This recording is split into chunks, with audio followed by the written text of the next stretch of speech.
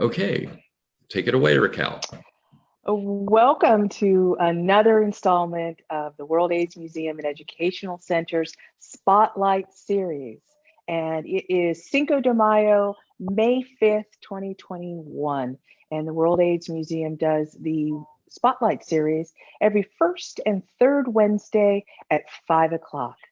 And today we are so excited to have Adam Reilly. And I'll let Andy tell you a little bit about Adam's background. Okay, thanks, Raquel. So I'm really excited about this. I've been wanting to have Adam come on and talk about this pretty much since the beginning of us thinking about doing a spotlight. And I'm very excited to have him here today. I worked with Adam quite a bit. We had many car rides back and forth to Columbus, Ohio, doing community planning, which is how I found my way to the World AIDS Museum. So two of my best contacts that I ever made and great friendships that started with Raquel and with Adam in doing community planning, both in the prevention world with Adam and on the care side with Raquel. So Adam has done a lot of work in leadership work for someone so young in his career, younger than me anyway, and he took a real leadership role in Cincinnati in getting a syringe exchange program up and running, and went out and talked about it and just did a lot of things. And so we haven't really talked much about that on the spotlight. And I'm always wanting for the World AIDS Museum to highlight work that happens in lesser known places and some real great leadership that happened. Adam came along and started pushing for this even before I think we were really aware in the Ohio Valley just how serious of a problem we were heading into with the opioid epidemic. Without further ado, meet Adam Reilly, who works with Caracol, an HIV and AIDS service organization in Cincinnati. So welcome, Adam.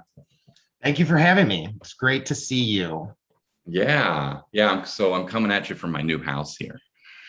I'm glad you got all moved. Yeah.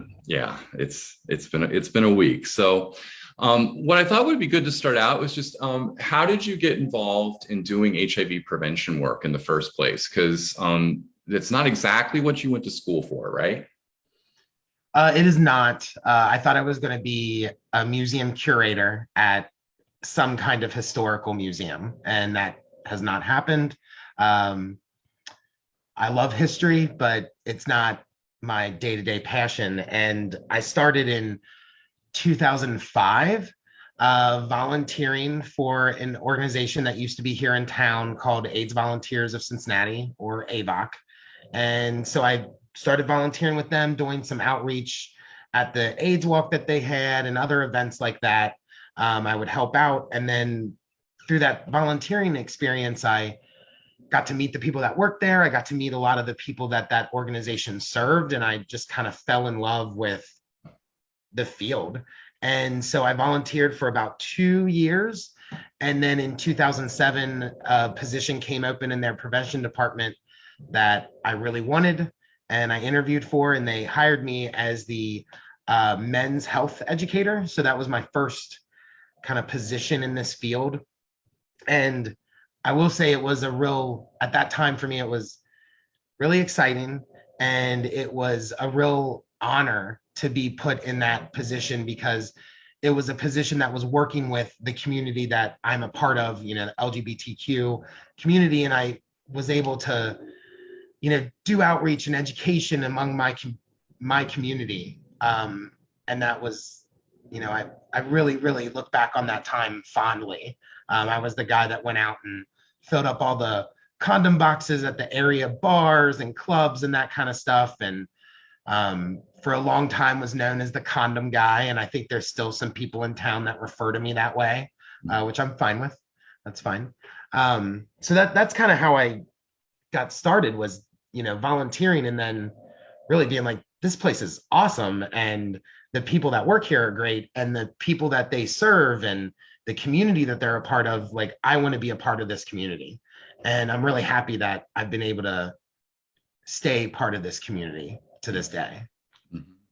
Yeah, that's amazing. I wouldn't have thought 2005 as a date for starting on that. I remember 2007. I remember when you took over that role. And so that's a while. My time flies. Yeah, it really does. I feel much younger still, but I mean, maybe it'll catch up to me soon. Yeah. Never say that. But I too, in my early days, was known as the condom woman, the sex talk girl, the sex talk girl. Here she comes. Right. I like being known like that. I'm perfectly fine with that. Yeah, Yes, yes. yeah. Well, My so work was with sex workers in Harlem.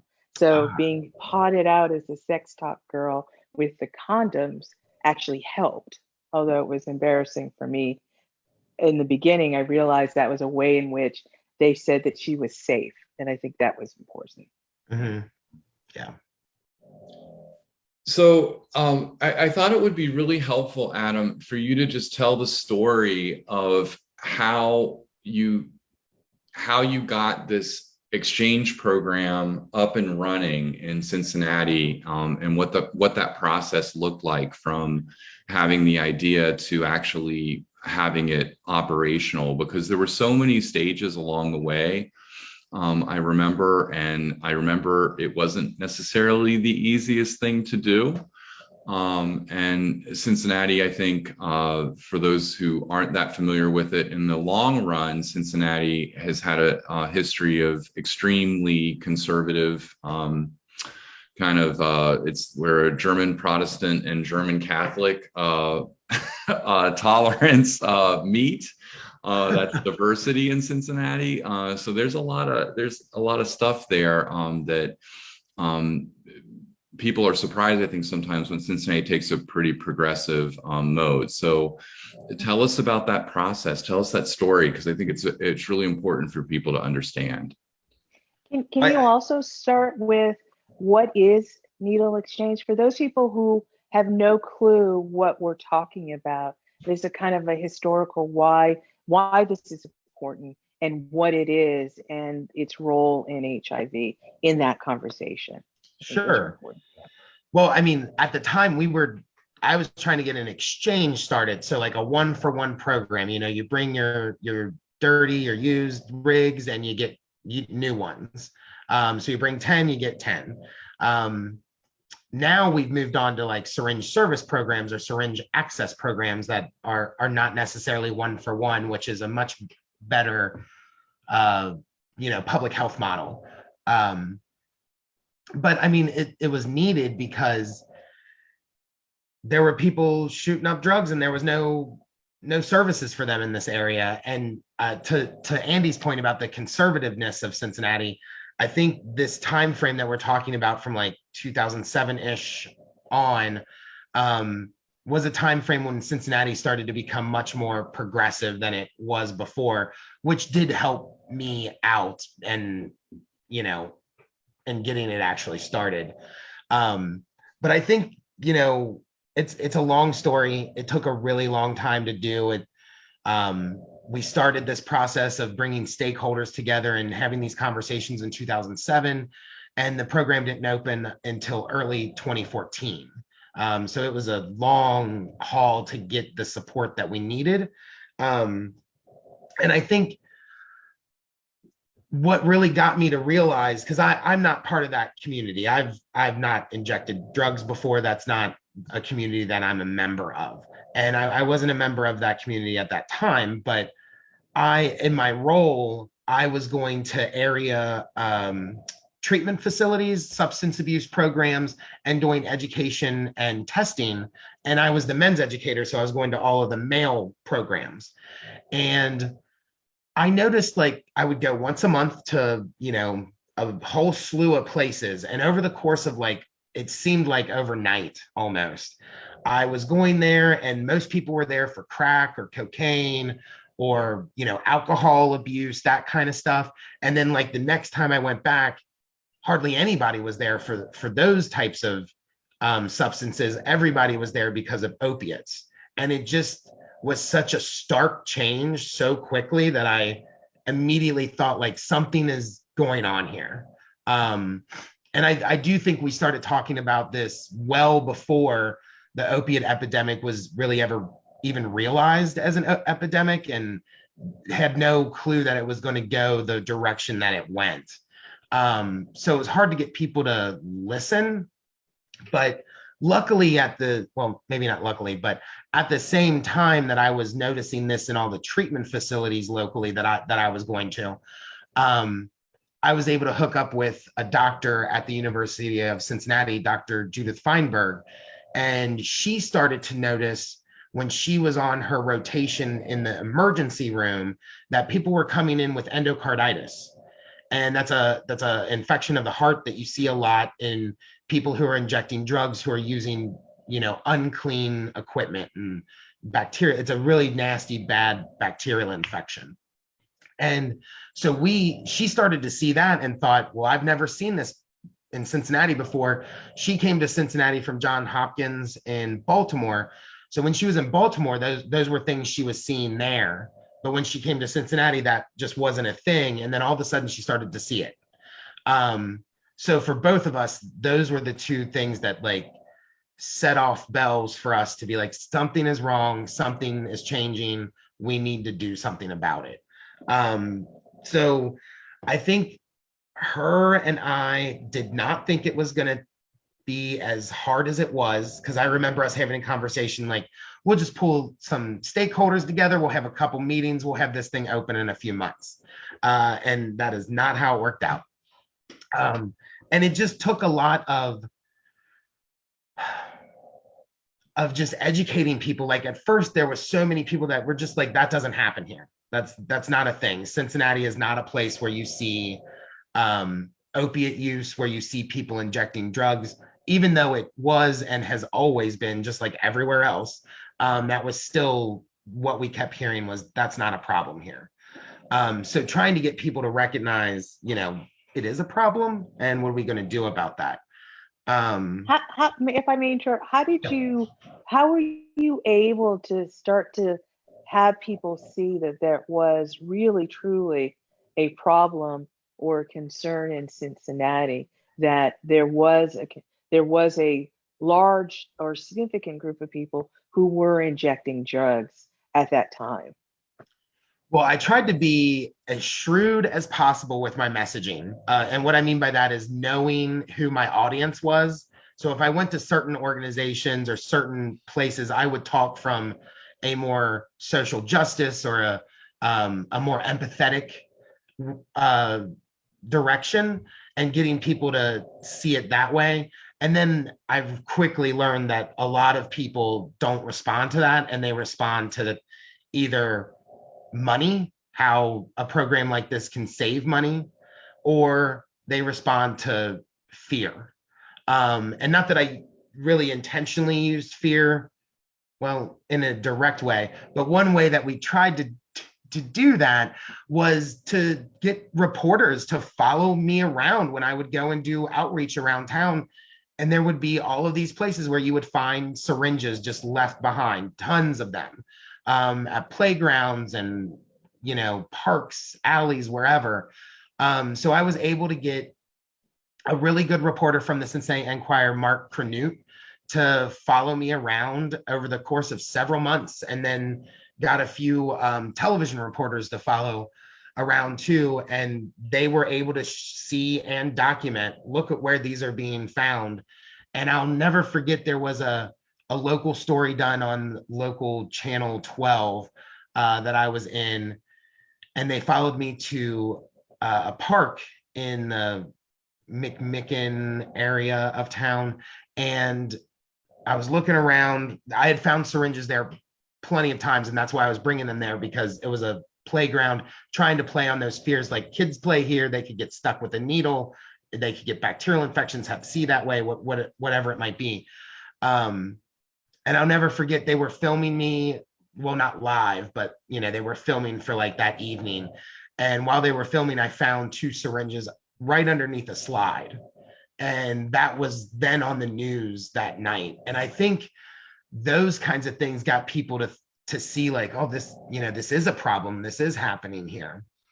But even once people started to see that, I would say I think the biggest barrier that we had to opening the exchange, and a barrier that exchanges, at least in this area, continue to have, is through racism, is because of racism. When I was going out talking about this, I heard so much coded language of like, well, that's an urban problem, or that's their problem. It was very like othering that people were saying, how they were thinking it about it, and how they were viewing people who were using drugs or injecting drugs. And the reason I say that that even still impacts programs like this today is, at least locally, the people that utilize our programs are very heavily white, and it's not a very diverse group of people. But we do know that the group of people that use drugs is a diverse group of people. So it's a challenge in trying to get people to recognize that these programs are for them and they're for everybody. Sorry, I went on a little tangent, but that was when I think about that time period and trying to get it started, I was floored by the amount of racism that I encountered. And I'm 38 now, so back then I was in my early mid 20s, and I'm a white guy. There's a lot of things that I have not experienced, especially when I was in my early to mid 20s. And it really opened my eyes to how big of a problem we have with this. So sorry. Wow.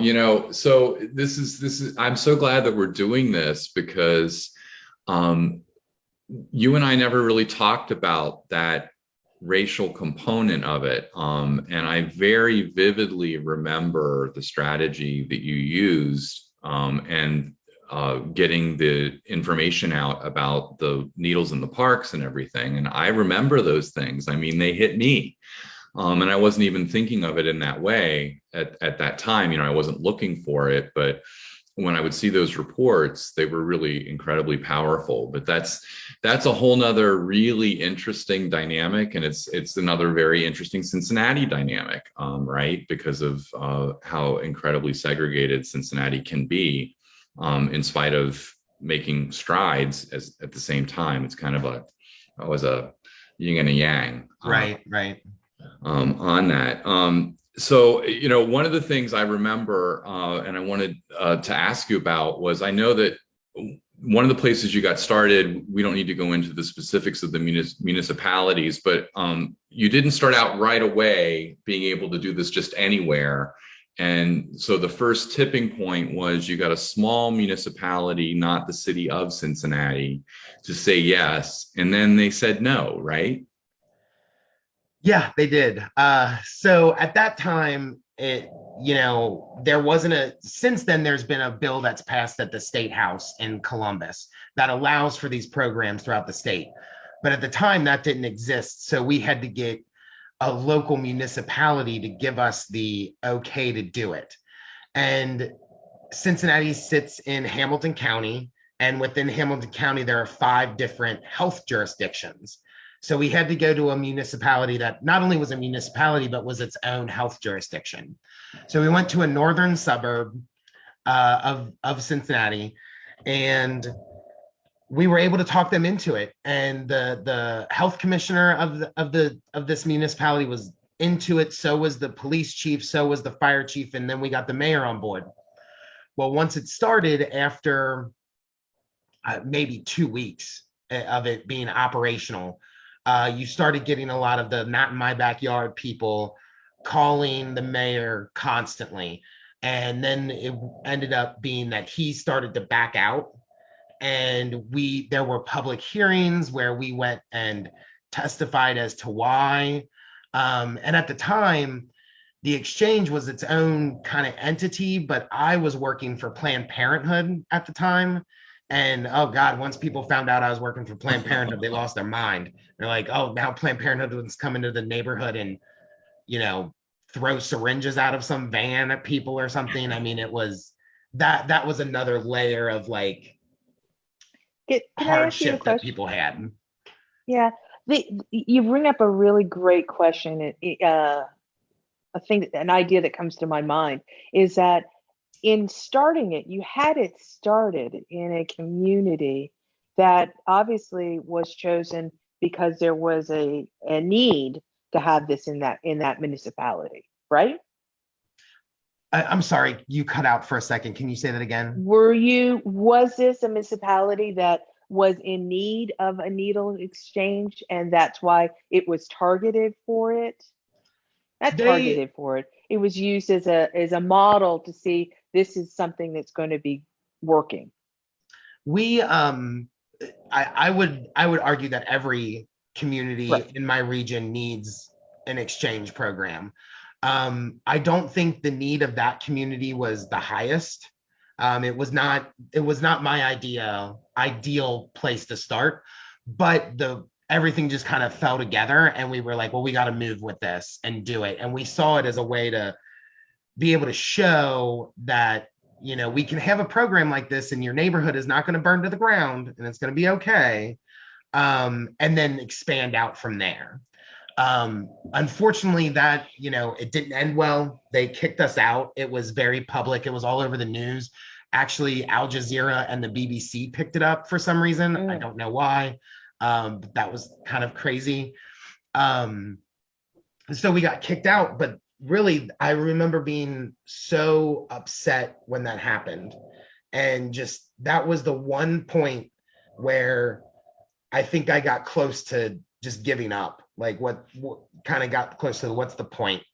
But then we had Mother Paula from the Church of Our Savior, which is in the Clifton uptown area of town within the city of Cincinnati, who reached out to us and said, if you want to run your program, you can park your van on our property. And so then we started working with her, and she was an amazing ally to us. She gave us her space. We could pull our van into their property. We were on their private property. We didn't have to deal with, the city because it was private property. And I think we were able to hide a little bit behind, the church that she was a part of. She gave us some real legitimacy, I think. And the beautiful thing about that was her church was in a neighborhood that desperately needed these services. And we were able to have these services at her church while she also had a food bank going on and had community meals going on. So it was just a perfect confluence of like-minded people coming together to get this done and services coming together to serve people. I mean, it was a really exciting time, and she gave us the space and the ability to run the program the way that we knew it needed to be ran. And I just remember once we were at that site for a couple of weeks, it started to blow up. There were just people constantly. We had lines of people, and they were coming to us from all over the city. They were coming to us from across the river in Kentucky. We had people coming to us from hours and hours away, because there was no program like this anywhere near where they lived. We were the closest one. And I think the best thing, or the thing that makes me feel the best about this program, is people's reactions when they would come to it, especially when it was new. And people still have reactions like this to the programs we have locally and everything. But when it was a new program, you could tell that the people that were coming to us were so disrespected and treated so terribly by everybody else that they were shocked that we were treating them with respect and dignity, having conversations with them, not afraid of them. I mean, it was a really fulfilling experience. Mm-hmm. That goes to the point, is that when someone feels supported and empowered, that changes can happen. And that word of mouth that happened as people felt that grew the exchange, and it grew, and people from everywhere started coming to it. And that I think is a testament to the people that were involved, because you saw that HIV and intravenous drug use was happening at levels that people needed to be concerned about. And you took on that mantle of like, we got to do something about this. It may not be something you want in your wheelhouse, but it is something that is needed to help stave off this pandemic that's happening with opiates as well as with HIV. You know? Right. It's very intersectional, that's for sure. Yes, for sure, for sure. So we're getting near to the end of our time, but you know, one of the things I wanted to say about this, it's funny because you know, we started out with this thing that you were interested in history and you know, perhaps becoming a museum curator. And one of the great things I've enjoyed about being at the museum is rethinking a lot of these stories that I sort of lived through and watched. And this is definitely living history. I mean, you didn't study history, you didn't curate it, but you made it. Thank you. And I think that one of the things about this is, you know, this is what the museum is really about. This is what's exciting about the World AIDS Museum, is that it's these individual stories of these people. So it's you, it's Dr. Feinberg, it's Paula Jackson, right? Yeah, Mother Paula Jackson. Yep. Yeah, yeah. So and Libby Harrison and Billy Golden, just to yeah, make sure that their names are out there too. Right, right. And I'm just struck by these people who, just like in the very early days of AIDS, you know, before we even knew everything about how it was transmitted, that went ahead and helped out and dove right in and helped people and advocated. And I think that that's what's really interesting about this. So when you look at this in retrospect, really thinking about this, you were a few years out before we really understood what a mess we were in with the opioid epidemic in Cincinnati. You know, when you started pushing for this, people didn't know what was coming. And, you know, I would say the fact that the work that you all did in making that happen helped to literally reduce the harm that the epidemic had, and which was still significant. Oh, but I'm just thinking back about it because I remember those meetings, on those community meetings and everything, and we weren't nearly to the spot that we were in by the time everybody really woke up about it. So it's also the stigma of it. I mean, if you look at it, that it's people that many are not used to being intersecting with, and a lot of this is like under the carpet. It's in dark areas, and I use that loosely, but it's in places that most people don't normally travel to. So that's out of sight, out of mind. Much like HIV, out of sight, out of mind. And yet, you know, we have incidences with communities who are battling again with the rates of HIV going up. And so where is still the need for the type of harm reduction in the needle exchange and education and history that is so important even still today? You know, you were speaking of a county in your area that the numbers had started to go up. That correlates. I was just gonna bring that up. So the county that is north of Cincinnati, Butler County, it's a suburban county, but it has a few kind of smaller urban centers in it, in Hamilton City and Middletown City, and we've seen a pretty big spike over the past, since the beginning of this year up there, and it's all attributed to people who are injecting drugs. And it's because I see it as because harm reduction programs are not widely accessible in that county. They do have an exchange that's in Middletown, but it's only in this one corner of the county. There's a lot of transportation issues up there. There's a lot of poverty in that county as well. And just seeing this increase is so frustrating for me, because through this whole conversation, we've been talking about how long ago I started talking about this. And one of the things that I kept saying was like, look, we're seeing endocarditis. We are soon going to start seeing hepatitis C and a huge wave of it. And what did we see? A giant wave of hep C. And then I was saying after hep C comes HIV. And when did we start seeing that? In Cincinnati, we had some cluster outbreaks in 2016 and 17 that were all attributed to people who were injecting drugs, or all in that community.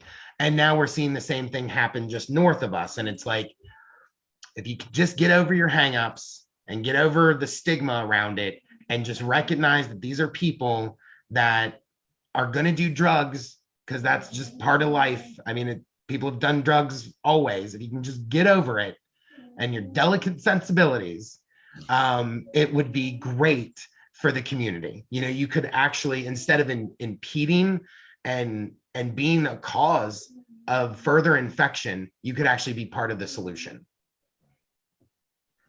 That's amazing. I don't have anything else to say after that one. Right.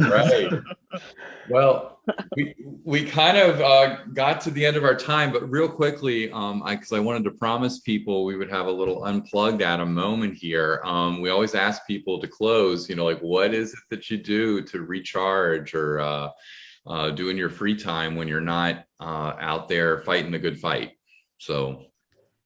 Well, I've got a dog and he's adorable, so we do a lot of stuff together.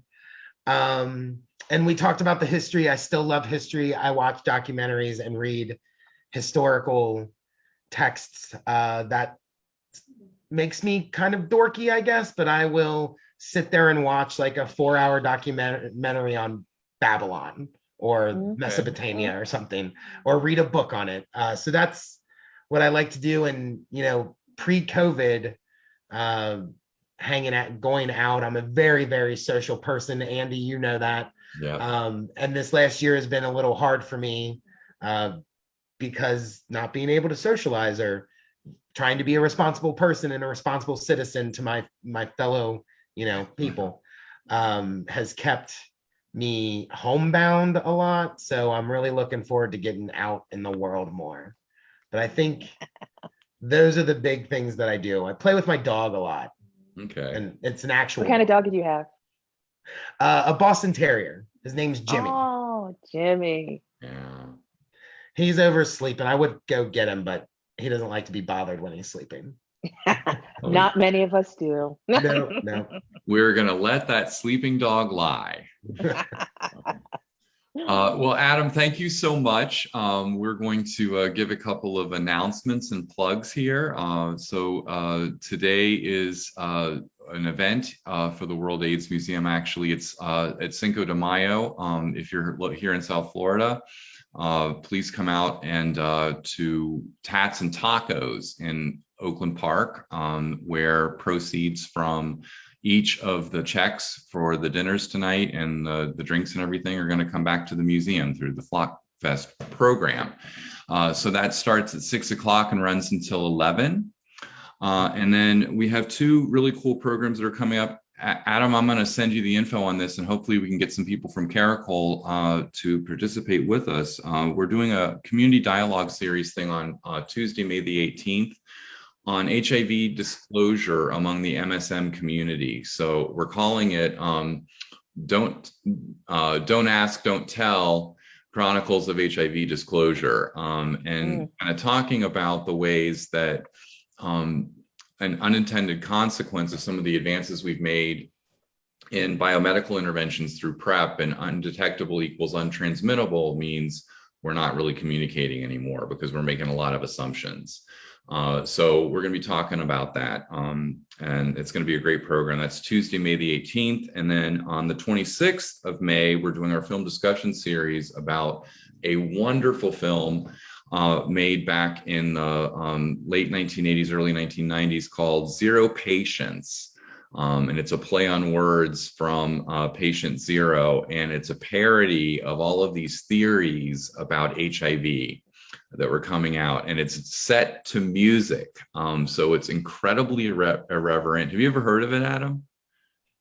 No, I haven't. It sounds great though. Yeah, I bet it would be right up your alley. And the thing that's really cool about it, another Ohio Valley plug here, is that Michael Callan, who was a really active HIV advocate and spokesperson during the late 80s, early 90s, he was from Rising Sun, Indiana, which is a bedroom community of Cincinnati. And anyway, he's got a spot in the film that is absolutely hysterical, a big musical number where he's kind of floating around like a molecule in a bloodstream. It's you have to see Don't it. give it away. Don't give it away, Andrew. Yeah. Sounds kind of trippy. Yeah, so there's lots going on. And Raquel, you want to update people on Well, the AIDS Walk?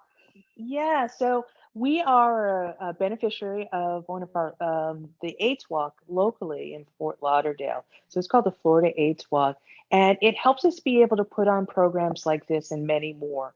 And we are accepting donations for that until May 31st. So every donation that we get from now until then gets doubled. And so if you give $20, that turns to $40. If you give $50, that turns to $100.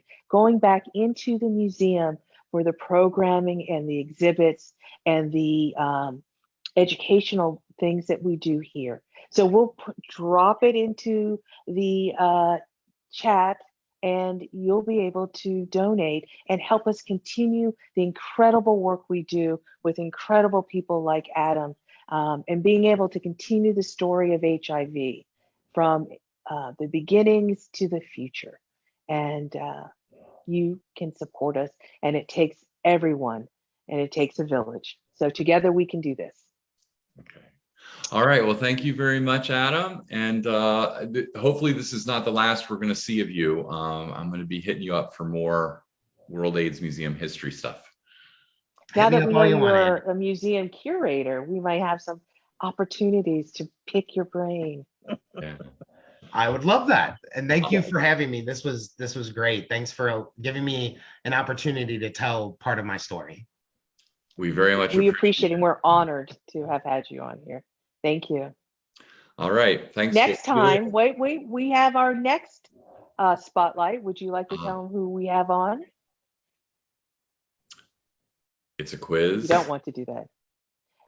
On May, is it 21st?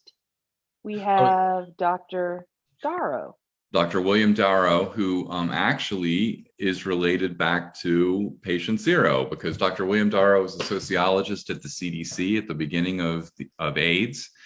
He was one of the first investigators to go out and do the contact tracing to determine what these networks of people looked like, and started interviewing people, and really was there at the very beginning in designing how we do these interventions. So that's coming up. All right, thank you. And with that, we will end our spotlight for this month. Thank you. Thank you, everyone.